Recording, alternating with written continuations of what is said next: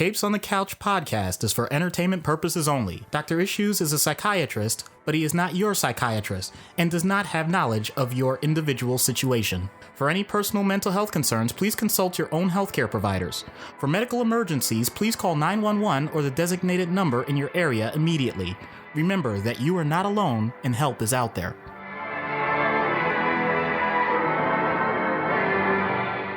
Hello and welcome to Capes on the Couch, where comics get counseling. I'm Anthony Sitko. And I'm Dr. Issues. This is issue number 69. No jokes there. I'm just going to leave it alone.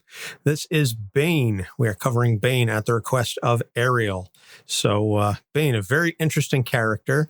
And for those of you that have DC Universe, which I highly suggest you at least get the 30-day trial or whatever that early trial period is so you can watch the Harley Quinn animated TV series. That version of Bane is absolutely hilarious. I mean, the whole show is soup to nuts. Definitely one of the funniest shows I've ever seen. One of the funniest cartoons I've ever seen, I'll put it that way. And just every episode is it's chef's kiss, masterfully done. And but the version of Bane, he's so petty.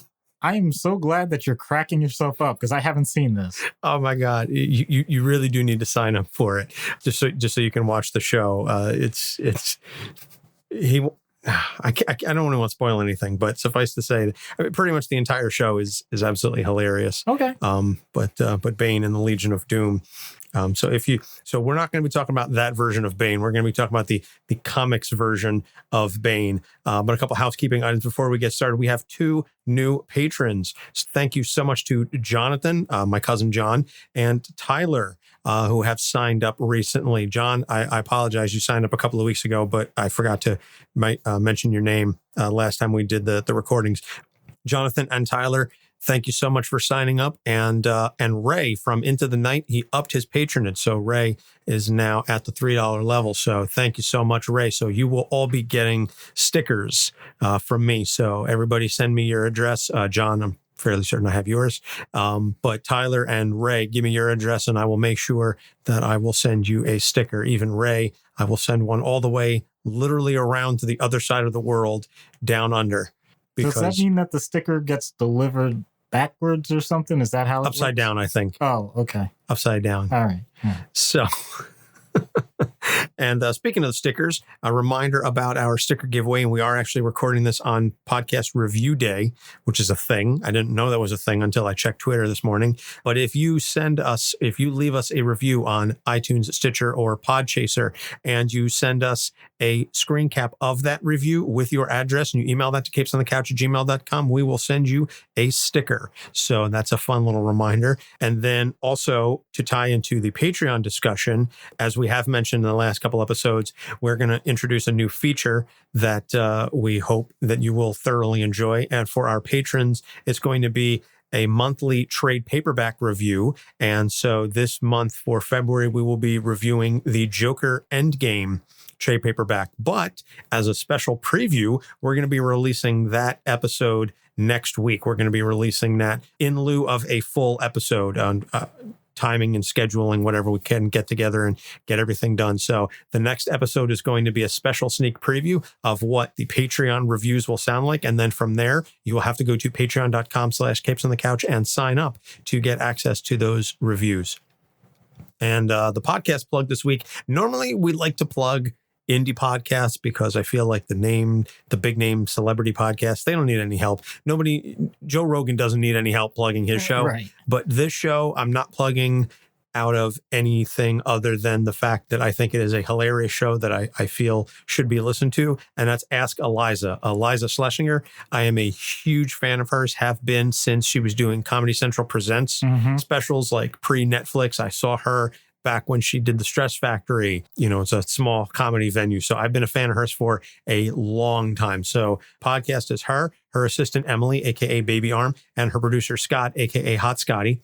And they talk to guests. They answer your questions about life, marriage, comedy, whatever else is running rampant through Iliza's very, very warped brain. So if you are at all a fan of offbeat comedy, then I encourage you to check it out. She's got umpteen specials on Netflix, so you can check it out. I don't know if there's a website, but I get it through my podcatcher, and you can find it basically anywhere you get podcasts. That's Ask Iliza, Iliza. That's our podcast plug of the week. Like I said, it's a big name podcast. Normally we do the smaller ones and try and give other like-minded shows a rub, but I just said, you know what? I've been listening to it a lot lately, and it's damn funny. Awesome. All right, so moving into the background for Bane. Bane, created by Chuck Dixon, Doug Moench, and Graham Nolan, debuted in Batman Vengeance of Bane #1, January 1993. Doug Moench, he of the Moon Knight co-creator. Mm-hmm. So I saw that name pop up. I said, ooh.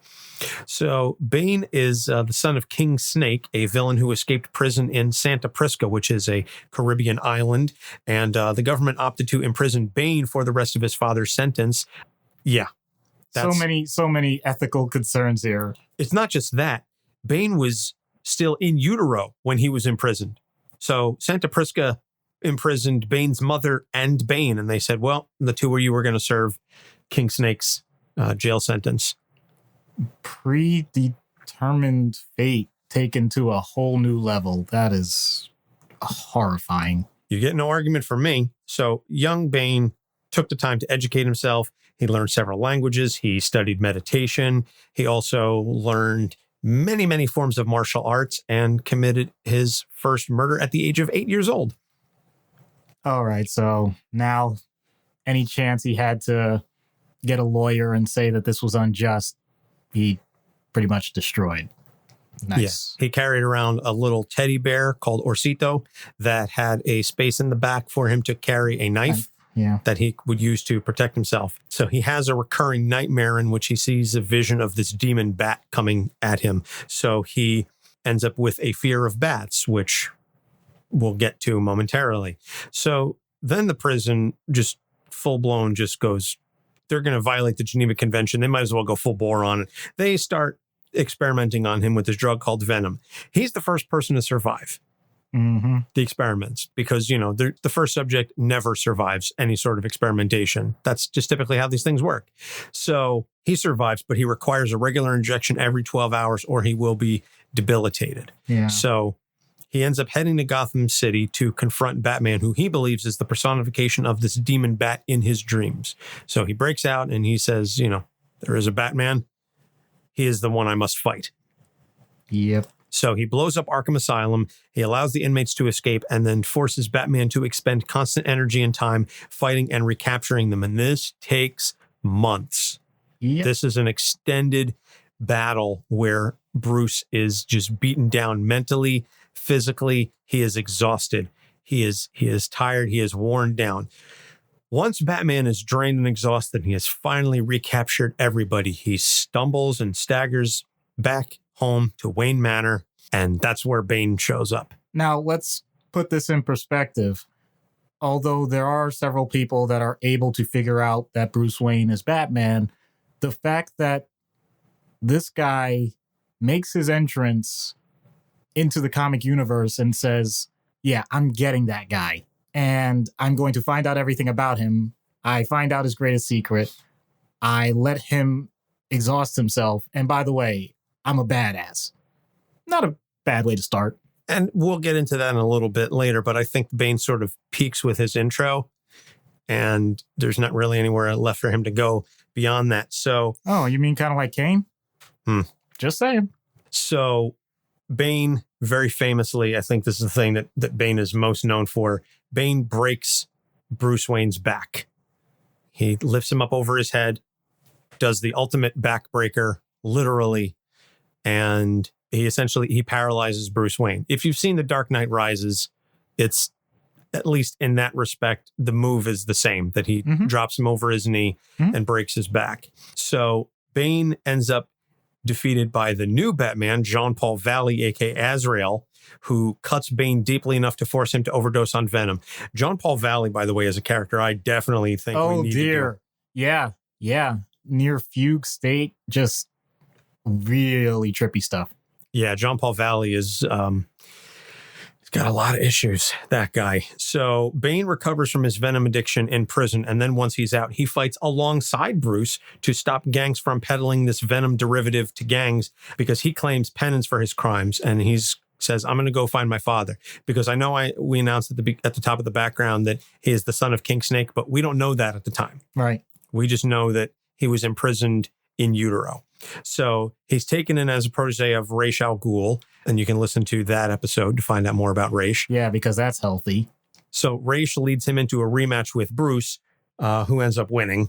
And then after there's this arc where he's thought, maybe I'm the son of Thomas Wayne, and I'm Bruce's half-brother.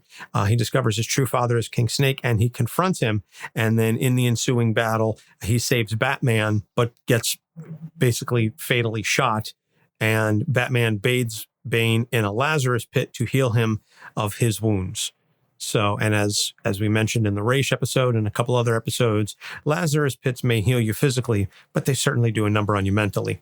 So without getting into too much more, in the New 52, the sort of rewrite of his history, Bane is actually the distributor of venom, and Bane ends up battling the Court of Owls. And then in Rebirth, Bane does a shift back to villainy and then gets beaten by Batman, but just barely. I mean, they're basically, it takes everything that Batman has to like just eke out a victory over him. So Bane is a character that is essentially not just a physical specimen, but he is a cunning tactician as well. And this makes him a very deadly adversary for Bruce Wayne and basically any hero that he chooses to stand up against. So delving into the issues, let's just jump right into it. So, and we mentioned this a little bit. The first thing is he never had a childhood. I mean, he was literally raised in a prison, not an institution. He was raised in a prison, a corrupt prison. So again, going back to sort of the imagery from Dark Knight Rises, say what you will about that film, but I think the whole idea of the pit and the child growing up in that environment, there's a lot that they drew from the comics that is real there. But that, I mean, you don't have a childhood. I mean, you want to talk about Arrested Development. Right. So, Doc? Oh, boy. So, where to begin? I almost want to liken it to people that were considered feral humans in the wilderness, where if you don't have certain cues, you're not ever going to develop a moral compass. And you're already in an environment where, by definition, and I'm not going to get into prison as a whole, as an institution, but just the idea that if we take it on face value, the people there have been found to either warrant continued incarceration pending a situation where they can be acquitted, or they have been found guilty and are going to stay there as part of the punishment for their crime. So what I'm getting at is either you're dealing with someone that had bad circumstances, whether or not they were in control, or people who actively did things to cause harm in society. The best you get is ambiguity. The standard that we're supposed to uphold in that circumstance is guilt. And that is all that this child is going to see for their whole time growing up. I don't know how you're supposed to pick up on what's important. In other words, no one has the responsibility to raise a child in that circumstance. Are we supposed to say it's the state? Because that's what the foster system is for. That's what orphanages are for. That's not what a prison is for.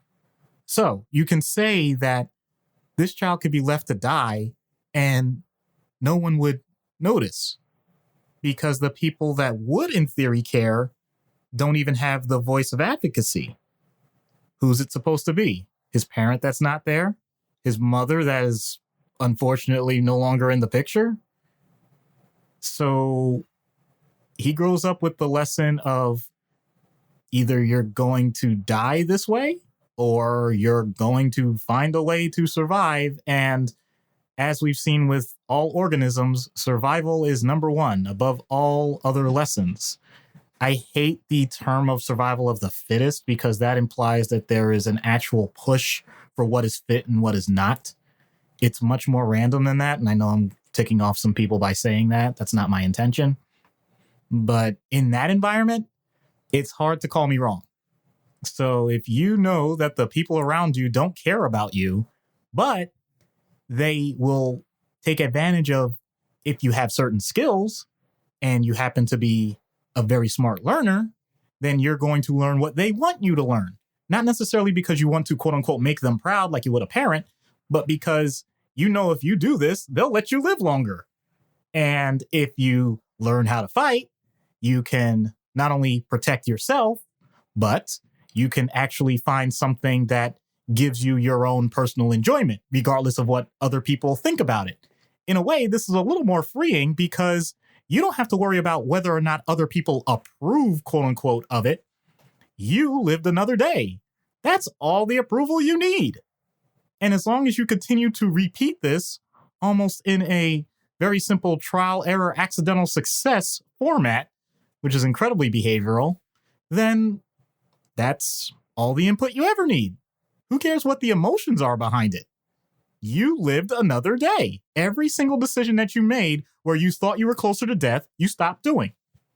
If you tried to help someone and they try and shank you back, okay, don't help people. Got it. If you speak a language that no one else knew and you found out that the other person is actually a drug lord that could smuggle things in that'll allow other prisoners to elevate your status so that they won't target you the next time, learning languages is good. In other words, everything becomes perverted above and beyond what we would consider to be a natural motivation for a child. Children love to explore. Children love to learn. That gets extinguished when they start getting crushed by the other burdens of life. Yeah, speaking from personal experience. And also, yeah, definitely children love to explore because I have a 10-month-old who's zooming around the house now. Right. And imagine that same 10-year-old. I'm exaggerating, of course, but imagine that same 10-year-old where, let's say they try and put their finger in a wall socket. Anthony, you going to let your 10-year-old do that? Well, if my 10-year-old son is still trying to stick his finger in a socket by the time he's 10 years old, then maybe I would let him do it. At 10 months, I'll say, no, don't do that. At 10 years, you go, all right, you got to learn somehow, right? Okay, so the point being what I'm getting at is you're using judgment on that. In other words, you're not going to let him get hurt indefinitely, but if it's clear that a child doesn't know better, you're not going to let them take that risk. No. Okay. Bane didn't have that.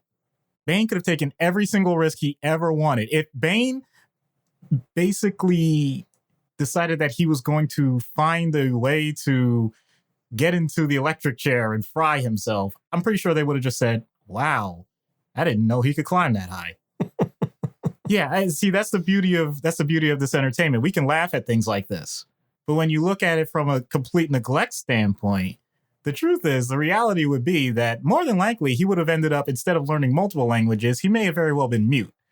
He may have heard other people, but he may not have actually been able to incorporate true language, depending on how much people directly paid attention to him.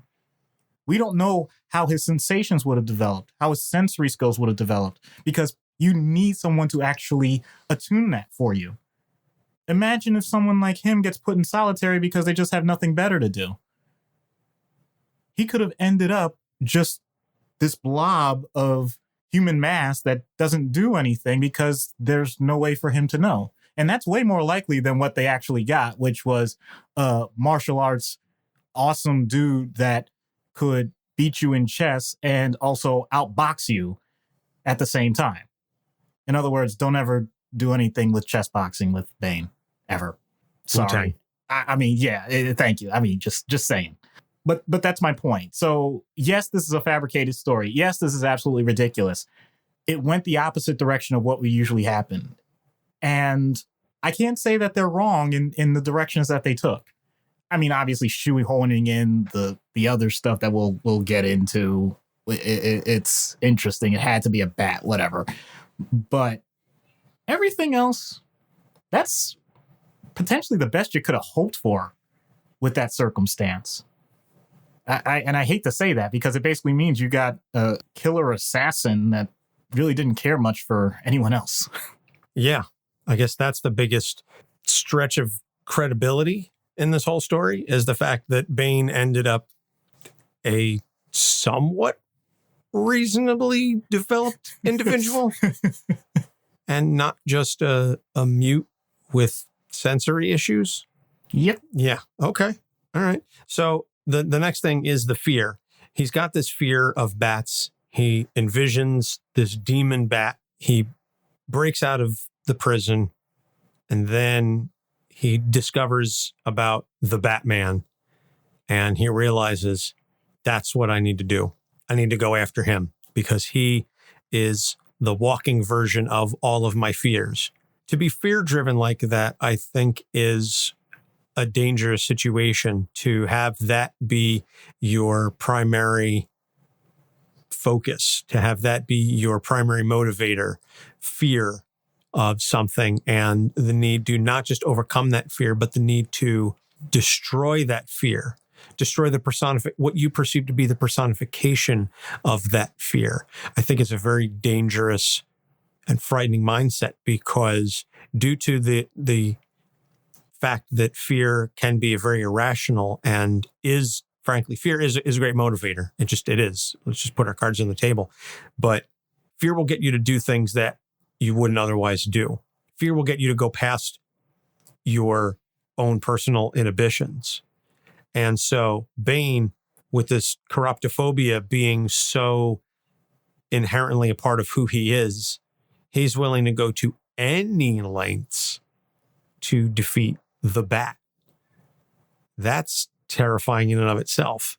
Well, there's also the part that he actually has the means to do so because let's go ahead and take Bane down a notch.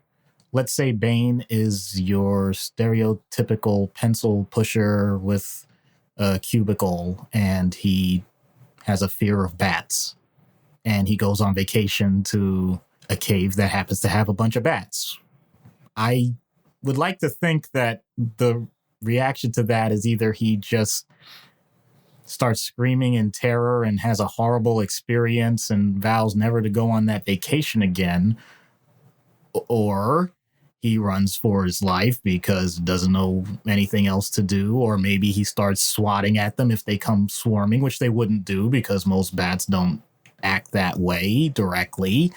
And that's pretty much all we say. And maybe he has some friends that make fun of him for it because it makes for an amusing story that he's able to laugh at later on, although he still has nightmares about it. There's really not much that would happen in someone's life in general when you have a specific phobia like that. At least not in that way. You would have to have something that is omnipresent. It has to be there all the time and so pervasive that you're able to mold your life around it. The reason Bane is able to do that, to get back to the whole prison thing, is because in incarceration, you really do have the opportunity to be as focused on one thing as you want for any length of time while you're there, because that's the way it's been set up. So that allows for him to develop the types of other techniques that will allow this to not just be a motivating factor, but to actually be a goal setting and planning factor. So yeah, great. Now he can focus on all of those tools that he's learned and say, all of this is going to ultimately allow me to conquer my greatest fear in a way that no one ever imagined. In a way, it's heartwarming, I guess. But the other part, of course, is that, as you already mentioned, any emotion that drives a goal will tend to burn itself out if it's not adapted. And if it's based on, it doesn't matter what the fear is. It can be the fear of snakes. It could be a fear of bats. It could be the fear of running out of money. If you don't make much and you're living paycheck to paycheck, you don't really care how you're going to get your next paycheck. And sometimes people take some desperate measures. And if you have other problems that are related to that, you don't really care anymore because heaven forbid something like that happens, you are going to avoid the pain. Human beings are wired to feel loss worse than enjoy gain. In other words, if you are scared of something, you will do your darndest to avoid actually having the experience of being in the presence of that fear than you care about actually enjoying a positive experience, to be happy or to just simply laugh, smile, do whatever it is that you're supposed to do otherwise. We're just that hardwired. And so someone like Bane having, in this case, bats as his phobia, it means he's going to do everything he can so that either it's eliminated or avoided. He has enough tools that he can eliminate it, so he'll do that. But no one ever actually said to Bane, dude, did you ever think you could just channel it into something else and not worry about bats? It wouldn't have registered. That's how pervasive it is. When a fear gets pervasive, not just something that is in the back of your mind, but it's something where you can't sleep at night, or in this case, he had nightmares, so it impacts his sleep. When it is so basic to your actual survival now, at least in your own mind, then you can forget just about anything else. And therefore, you're going to lose out on all the other facets of life. So be it. That's the way he looked at it. And kind of tying into the very next one, because we're leading in one to another. Kind of got what he wanted. Fear definitely is a great motivator. And I know from having been to a Tony Robbins conference that Tony speaks often about using fear to drive you towards the thing that you want the most. So you have to frame it in a certain way that you become afraid of not getting what it is that you want the most, and then using that fear to drive you. And that can be incredibly powerful. So as you mentioned, the idea that we're tying into the next thing. So that fear drives him to attack Batman. He breaks the bat. He does something that no one had been able to do before. He broke the bat. He beat him down mentally, physically, emotionally, spiritually to some extent. And then what? As you mentioned before we started the Hamilton, what comes next? Yep. So now he is George Washington, and or the colonies, and everybody else is King George saying, okay, now what? Yep. I'll even reference, don't come crawling back to me. I'm going to reference another random thing. So Wile E. Coyote chasing the Roadrunner. How many cartoons, I don't know the number, but how many cartoons were made with that premise alone? A lot. Well, there is one, and it involved a series of pipes where I know exactly I know exactly where you're going. Right. The point is, I'm a Looney Tunes connoisseur. The point is, Wile E. Coyote actually gets his hands around the Roadrunner's leg, and it's not the circumstance he expected. I don't want to spoil it. I know it's decades old. I don't care. Wile E. Coyote becomes very, very small. He runs through a series of ever decreasingly sized pipes until he's about maybe 3 inches tall, and he runs up and he finally grabs the Roadrunner's leg, who then stares down at him. Yep. Meep, meep. Right. And then Wiley pulls out a sign, go, okay, you wanted me to catch him, now what? Right. So this is true for all goals. This is not specific to Bane. There's nothing wrong with having a goal because you will have motivation. Sometimes turning it around and saying it's a fear of not achieving what you want, as you just said, Anthony. That's fantastic. Anthony talking about Tony. Interesting. The point being that you create an end to what you want in life. Think about how scary that is when you say it that way. This is how I want my life to end. Nobody in general really thinks that way, unless they're saying, well, this is how I would view my deathbed with my family surrounding me and it's peaceful, blah, blah, blah, blah, blah. But let's be honest and be honest with yourself. As long as you're not suffering from acute depression, usually you're thinking that that's years, decades, with human fallacy, centuries away. I mean, we just think it's something in the future that we don't have to worry about in that sense. And yet, the way goals are defined in our mind, we make that the pinnacle of happiness. If I just get this, then I'll be happy, quote unquote. And so it's a fantastic motivator during the process. And as you set benchmarks, you get closer and closer. And it's well portrayed in the comic, actually, because Bane does have some people that are assisting him with all of this. And then the whole Arkham crew just going wild and him loving it and him watching from afar as Batman just gets more and more tired. And you can see the frustration building in Bruce and Bane just waiting for the right moment. And I'm not going to put emotion into it because I'm not the character, but the words that he uses is well enough because he says, after that backbreaker, he says, broken and done. In other words, there is no more. The way the books are written, there is a lot more. I don't want to make it sound like they ended the comics, of course, but it's true that if we set our goals either too low or even if we set high and lofty goals, once we reach them, if we haven't thought about the next thing, then we start to stagnate. The best example I can think of with this in human nature, and it's because of my side thing where I love looking at financial planning, is when people say that they're going to retire and they get to an age, let's say nowadays 65 or whatever.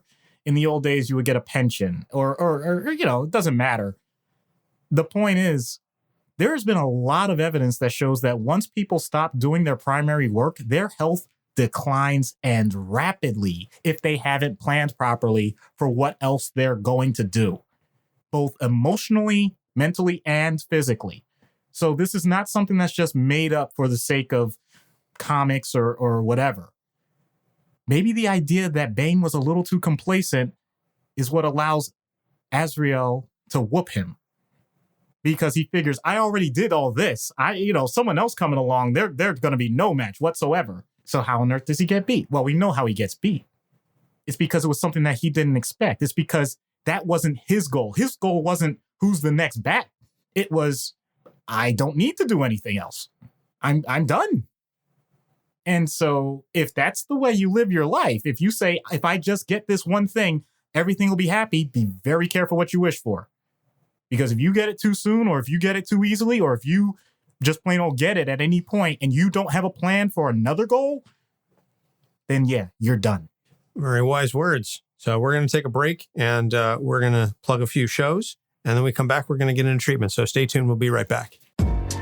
Hi, this is Jimmy from the podcast Talk Me Into, the show where my co-host Dan, Jeff, and I talk each other, and maybe even you, into liking what we like. Here's a little taste of our show. I need another episode. Whoa, my God. I was not expecting this. It claps too. It does. It do clap. It's a proper bop. Jeff and Jimmy, did I talk you into liking spoilers? No. If you feel so inclined, you can listen to our show every Tuesday. Find us in every podcasting app and follow us on Twitter at TalkMeInto. Hey, Andrew. Hey, Maddie. Do you like horror movies? I sure do. Well, did you know that most horror movies are inspired by real-life horror? Really? Like what? Well, take The Shining, for instance. That's based on Stephen King's real-life addictions, or The Purge, which could be our country any minute now. Oh, and The Strangers, which is based on a real-life murder. People should be talking about these things. Hey, guys. Oh, hey, Producer Michael. Hi. Well, I hate to break it to you, but somebody already is. It's you. That's right. We are Friday the 13th, the podcast where we talk about horror in real life and horror in media, all from an LGBTQ perspective. Because we gay, y'all. We are proud members of the Legion Podcast Network, and we can be found on iTunes, SoundCloud, Stitcher, or wherever your favorite podcasts are found. And follow us on Facebook, Twitter, and Instagram. Come along with us on this crazy journey, and as always, get slayed. Hi, I'm Gail Simone, and you're listening to Capes on the Couch. And we're back. Treatment in universe. Vaya con Dios. Okay. Wow.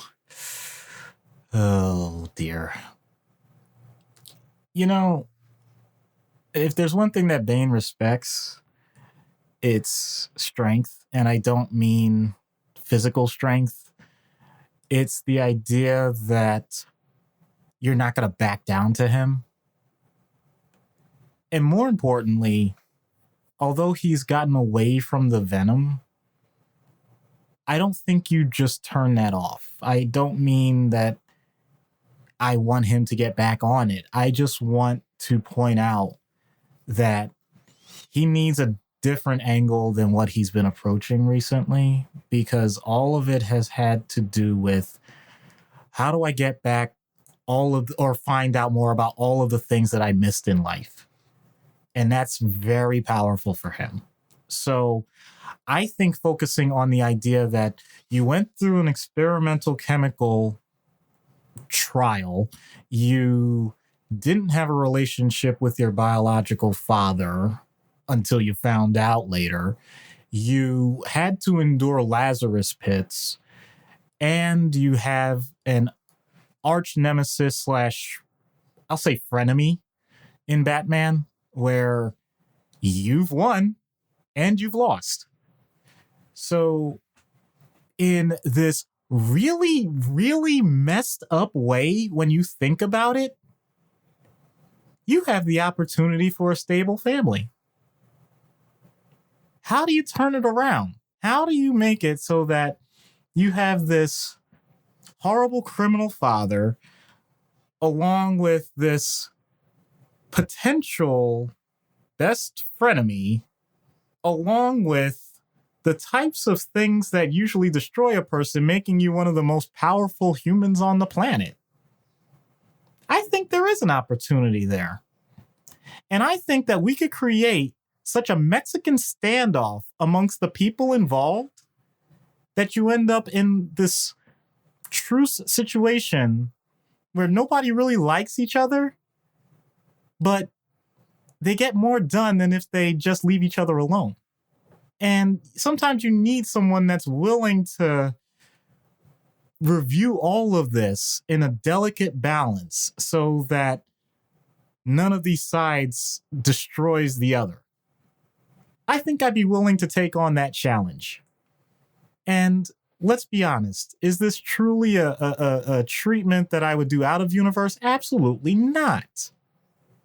But the reason why I'd want to take on this challenge is because when we're dealing with an in-comic universe, I feel like I can create a character for myself that basically sounds like a wrestling character that I wanted to be if I ever got into wrestling.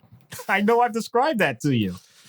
You know I described that to you. To clue everybody in, this was on a trip to a bachelor party where I described myself as someone who would never be a true face, but basically would love to be a Machiavellian schemer that would pit different sides against each other. I'd never want to be the alpha dog. I'd never be the number one guy. I wouldn't mind being the lieutenant, though, that would be in different people's ears and just watching all these puppets dance. He wants to be the Starscream is essentially what he's describing. Yes, absolutely. Absolutely. And I feel like with these types of characters, with the exception of Bruce absolutely calling me out and just totally destroying me, I'm not even worried about Bane. I'm not worried about his father. I'm not worried about Ra's. I'm worried about Batman. I think he would absolutely just blow this whole plan up. But I think it's intricate enough that as long as he's more on the outside looking in, I think I could get away with it for a long period of time. In other words, I think we could end up in a situation where we ended up with Bane as a president of some Central American country. You end up with his father dealing with like some sort of drug cartel that keeps all the economy flowing. You end up with Ra's trying to cleanse all that money overseas in the Middle East. And you have Batman, who unfortunately, quote unquote, ends up being the one that takes out all of their other competitors. So they get to all live rich, happy lives. And because none of the citizenry knows what's going on, that area of the world that they're dominating actually is a better place for it. Huh. Fascinating. Either that or it all ends in a war and we all get destroyed. Well, you know. 6 of one, half dozen the other. Yes, people, I have fun with this, okay? If anybody actually considers that to be like a true treatment, please know that we're entertainers as well, okay? But my point was, though, that Bane needs a healthy environment. He needs healthy people around him because he's never had it before. So the sooner that you can create that for someone that's gone through as much as he has from the very start, the better. That really is my point. So now transitioning to out of universe. No, you can't come up with someone that was just raised purely in jail. Don't do that, please. I wasn't going to. What I was going to say is someone with a very hard family life growing up. We'll throw in substance issues, violent tendencies, antisocial disorder. There's a lot going on there. Oh, yeah, absolutely. What is your realistic treatment option for someone with those particular situations? As you alluded to, it's multifactorial. Depends on the age of the person. Obviously, you can deal with a sapling way better than a full oak tree. So if you can have some sort of early intervention, that's fantastic. If we're dealing with an adult, then that ship has sailed, but that doesn't mean that you can't create a better environment. That doesn't mean that you can't do couples therapy if they're in a relationship. That doesn't mean you can't do family therapy if you want to involve more people or they're still an adolescent. In addition to that, you mentioned the substance background, and I know we've discussed that before. If the person needs detox rehab, then you also address that. If it's a matter of a person that has a history of violent tendencies, then we can almost always trace it back to the trauma that they experienced as a child. And at some point, you're going to have to deal with that. So each of these can have its own format of treatment. So if we're talking biopsychosocial model, the biological would be making sure that the person is off of the substances and has the appropriate support treatment and potentially medication to deal with that. If it's also from the psychological, making sure that they're willing to address the traumatic events in a healthy setting with the appropriate therapist for their level of understanding. And from the social aspect, if it's an environment that they actually can have some influence and improve, then you encourage them to do so and help them find the resources in their particular area to facilitate that. If it's a matter where they have less agency but are able to still invoke some type of control, then you give them ways to escape discreetly. For example, even though we're talking about a male here, one of the most common formats is, for example, a woman in an abusive relationship. You can actually slip information. They call them lipstick packets. It's literally the name of a shelter for battered women and the contact information, but it's in a lipstick container so nobody knows. If we're talking a child, obviously Child Protective Services, if it's necessary. You do everything you can just to cover as many bases as possible. That is truly the bread and butter of what we do on a regular basis. So as daunting as it sounds, as long as you recognize that you are not the one person to fix all of it, then you won't lead this person astray. And it doesn't necessarily have to be a psychiatrist. This could be someone's primary care doctor. This could be someone's pastor. This could be someone's concerned neighbor. All you have to do is get the ball rolling in any one of those areas. And most professionals do have the skill set to at least start to integrate the rest. So I think my call this episode is, don't worry about doing everything as long as you can do something. Okay.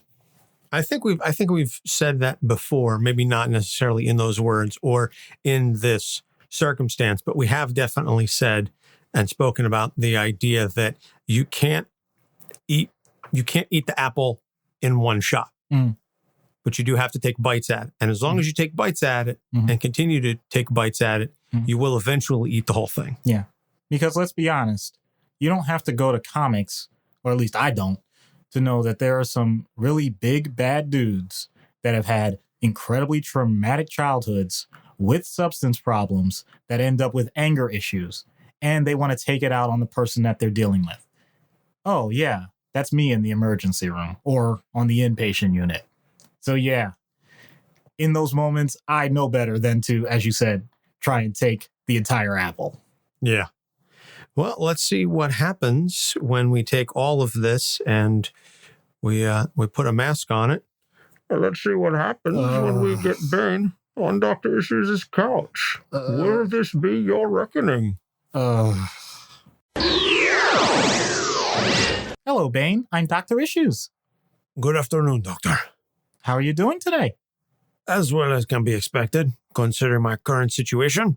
I recognize that this isn't ideal for you, but then again, I have to take precautions for safety, both mine and yours. My safety was never in question. I can take care of myself. You, on the other hand, I cannot guarantee your safety.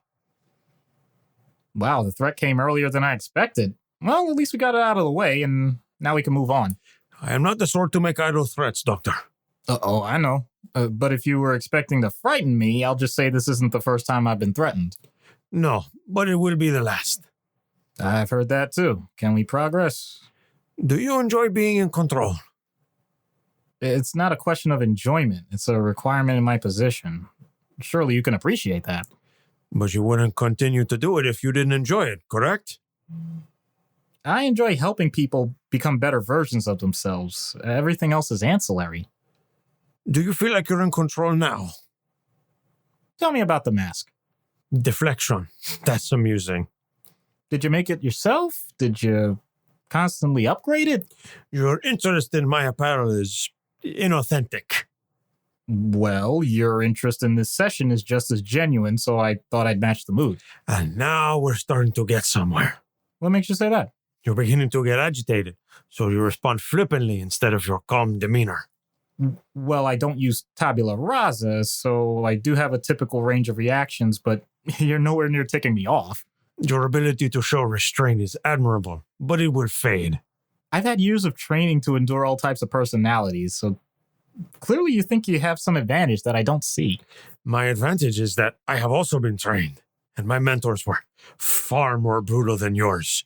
It is not a matter of if, but when I will leave here. You have no idea how many times I've heard that line.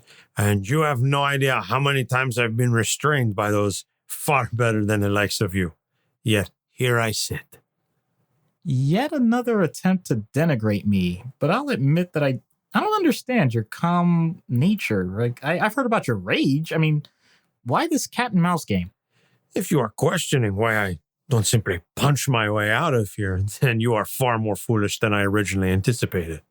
Every situation is an opportunity for learning, even one that appears to be disadvantageous on its face. Well, I know your perceived advantage. You're a mastermind, and you just don't happen to need a separate strongman. That's not very hard to understand. You know, actually, I come to you kind of humble because I'm willing to admit I'm only bringing my mind to this challenge. And now you try to curry favor with me by acquiescing the physical side of this confrontation? Your wounded gazelle gambit is noted. To be fair, if I thought I was truly in physical danger, I wouldn't be in your vicinity in the first place. A statement of fact in a complimentary tone doesn't change the veracity. You regularly place yourself in harm's way in these sessions, yet you still fail to appreciate the risk. I'm unsure if that makes you bold or a buffoon. Well, I do my best not to take the coward's way out. I mean, sometimes you have to face your fears. Is that some sort of attempt at bridging the gap between us? If so, it is very sloppy. Maybe so, but we have limited time, so we need to address the elephant in the room. You mean the bat? I don't use this term often. I just looked it up. Chiroptophobia? Is that how you say it? Yes, fear of bats. Yes, that is how you say it. So I can help you address that in a healthy way, but there has to be a certain level of trust. I do not foresee a scenario in which I trust you. Really? I know that you're an eager student for knowledge. I want to give you more tools besides such a corruptible substance that you've had as a crutch. You think this venom is a crutch? I think you're not spending enough time sharpening your mind because you focus so much on abusing your body. My fair doctor, I no longer have need of venom to sustain me. The withdrawal was more excruciating of an endeavor than you could possibly fathom. But survive I did. And now here I sit before you, a clean man devoid of any poison in my body or my mind. Or rather, I stand before you. Well, Good day, doctor. You okay, Doc? been better. You've been worse. Well, I wasn't stabbed or whatever the thing is Venom did, or frozen. Yeah, I guess. Oh, well. Neck broken. I think that's a first. I think that's a first on the show. Yeah. Or as Triple H would say on Tough Enough, good snap. Wow, that's a deep cut. Sorry. That just came to me. I don't oh, God. So that's going to just about wrap it up. Before we leave, we're going to introduce something new that we've never done before, but recommended reading. You know, we're almost 70 issues in at this point, and there are some fantastic stories out there involving these characters. And so what we're going to do now is, before we head out every week, we're going to recommend a particular story that we think it best suits these characters, that really sort of captures who they are, captures their essence. And so this is being the first one. I feel it's really only appropriate that we recommend Batman Nightfall, because that is the story, that is the Bane story, that is consistently referenced pretty much throughout the rest of his history. And it's the whole story of how Bane breaks Batman. So that original 1993-94 story, if you find the trade paperbacks, that is the recommended Bane story. And we're not there yet, but we are working on getting Amazon affiliate status.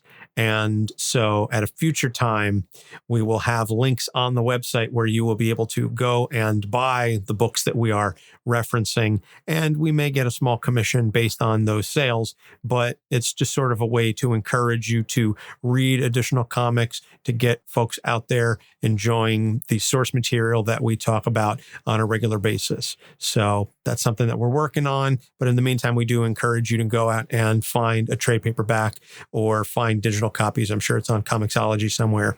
But reading the Batman Nightfall story. So that's going to do it for this episode. The next episode, as I mentioned earlier at the top of the show, due to some scheduling, I'm going to be away on vacation, but we are going to bring you a special preview of the Patreon exclusive reviews. So Doc and I are going to be reviewing the Joker Endgame trade paperback. Speaking of Batman trade paperbacks, and then the following week, we're going to get back into our usual swing of things, and we're going to talk about political terrorism in comics, primarily centered around V for Vendetta, but also a number of other books, and then The Tick, and then Abe Sapien. So those are some of our episodes that we've got coming up in the next couple of weeks. So if you want to suggest some shows, if you want to find out more about what our fans are chatting about, you can join our Discord community at tinyurl.com/capesdiscord, capital C and capital D. You can also join our Facebook group. You can email us at capesonthecouch@gmail.com, or you can follow us on social media, pretty much on Facebook, Instagram, and especially Twitter at Capes on the Couch. And our website, as always, is capesonthecouch.live. And you can find us pretty much wherever you find podcasts. And as I said at the top of the show, if you leave us a review, it doesn't even have to be 5 stars. If you leave us any review and you screen cap it and email it to us at capesonthecouch@gmail.com, we'll send you a sticker, because at least that means that you were listening to the show and you took the time to rate and review us. And we definitely appreciate that. So, Doc, anything you want to say before we leave? Well, as long as you focus on your mental health properly, it won't be the bane of your existence. Yes, and also I suggest you go and watch the Harley Quinn show on DC Universe. God. Come on, Todd, I'm here every day. Goddamn millennials. The streets will run with Razzie Zazzies. And if anyone wants Anthony to keep going with this, please let us know. Or if you want him to stop, please let us know immediately. So that's going to do it for Doc Issues. I'm Anthony Sitko. Thanks for listening. We'll see you next week. Capes on the Couch podcast is for entertainment purposes only. Dr. Issues is a psychiatrist, but he is not your psychiatrist and does not have knowledge of your individual situation. For any personal mental health concerns, please consult your own healthcare providers. For medical emergencies, please call 911 or the designated number in your area immediately. Remember that you are not alone and help is out there.